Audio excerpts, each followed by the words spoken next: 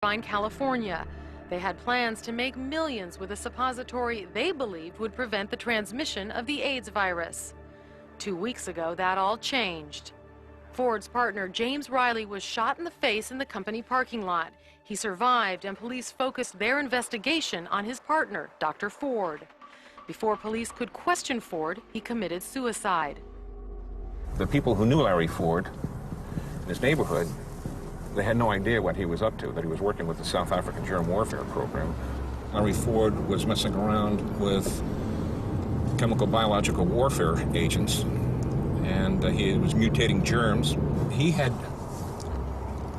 perfected these germs and mutated them to the point that they had absolutely no known antidotes. No known antidotes. They're in the house, there are cops going in there. What do you do? Fitzpatrick dialed the police to warn them. We checked the home, we found some 20 to 30 of these baby food jar-sized containers. We found a half-liter bottle, and we removed these substances. We've sent them to a laboratory. They're still being tested. We still don't know what they are. So what was Larry Ford up to? And on whose behalf was he working? Larry was a wonderful fellow, mad as a hatter. He used to rock up in South Africa, having flown intercontinental flights with a trousers pocket full of goodies in sealed vials that he claimed were new and wonderful organisms and could do the most wonderful things on Earth.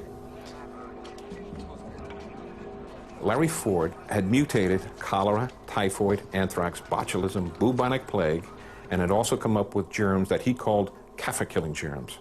Kaffir, as you may know, in Afrikaans, is the equivalent of the N-word. So these were germs that were specifically engineered to kill only black people. In other words, an ethnic biological weapon. Had Project Coast really gone this far? From the beginning, this idea of can we find a way to control the size of the black population was considered one of the most important areas of research.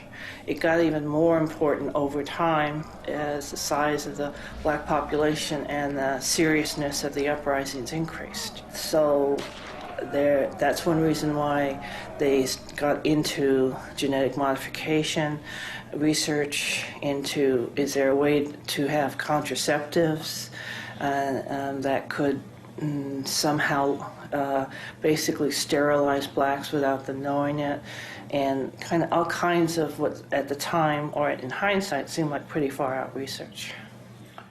There was some talk about an ethnic weapon Project Coast working on that was, quote, black bomb.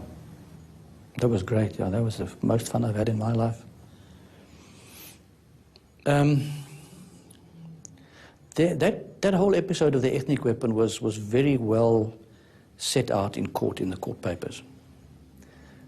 What happened is we had the objective to synthesize a certain protein that was in sperm for contraceptive purposes. The objective was that if you could immunize a woman against sperm, then you would make her infertile. We were asked to do this by another country who had a